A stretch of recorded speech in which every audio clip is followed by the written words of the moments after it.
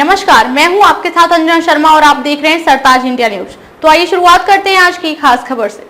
गुजरात में 2 वर्षों की देरी के बाद आखिरकार ग्राम पंचायत चुनावों के लिए मतदान 22 जून को शुरू हो गया है। राज्य की 8,326 ग्राम पंचायतों में से अधिकांश में मतदाता अपने सरपंच और पंचायत सदस्यों का चयन कर रहे हैं। कुल 81 लाख से अधिक मतदाता इस प्रक्रिया में भाग ले रहे हैं। इनमें से 751 ग्राम पंचायतों में उम्मीदवार निर्विरोध निर्वाचित हो चुके हैं, जबकि शेष पंचायतों में वोटिंग आज सुबह 7 बजे से शाम 6 बजे तक चलेगी। चुनाव नतीजों की गिनती 25 जून को होगी। चुनाव प्रक्रिया के तहत 3,656 सरपंच और 16,224 पंचायत सदस्यों का चयन किया जाना है। निर्वाचन आयोग के अनुसार इस बार पिछड़ा वर्ग ओबीसी को 27% आरक्षण दिया गया है, जो एक बड़ी सामाजिक और राजनीतिक पहल मानी जा रही है। हालांकि कड़ी और विसनगर विधानसभा क्षेत्रों के अंतर्गत आने वाली कुछ पंचायतों में आज मतदान नहीं हो रहा, क्योंकि यहाँ 2 दिन पहले ही विधानसभा उपचुनाव कराए गए हैं। इनमें कड़ी, जेठाड़ू, सेणाल, विसनगर और जुनाठल ग्राम पंचायतों के साथ बाकासरा तालुका की पंचायतें शामिल है। इन चुनावों को लेकर राज्य में लंबे समय से राजनीतिक बहस चल रही थी। ग्राम पंचायत चुनाव आमतौर पर गैर दलीय होते हैं, लेकिन राजनीतिक पार्टियों का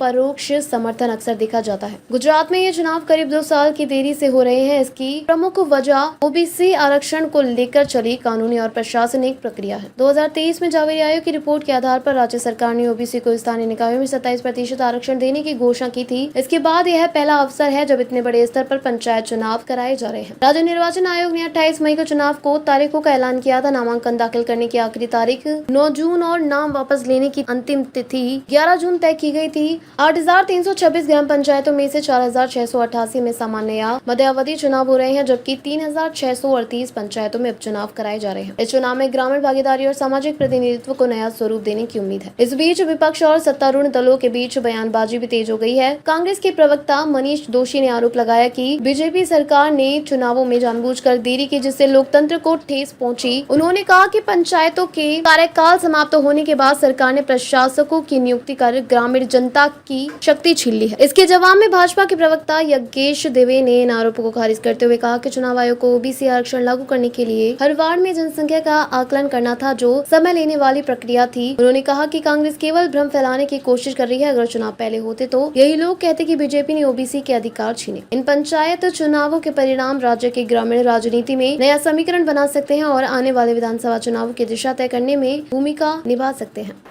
खबरों में अब तक ले बस इतना ही। फिर होगी आपसे मुलाकात कुछ ऐसी ही खास खबरों के साथ। तब तक ले नमस्कार और देखते रहिए सरताज इंडिया न्यूज।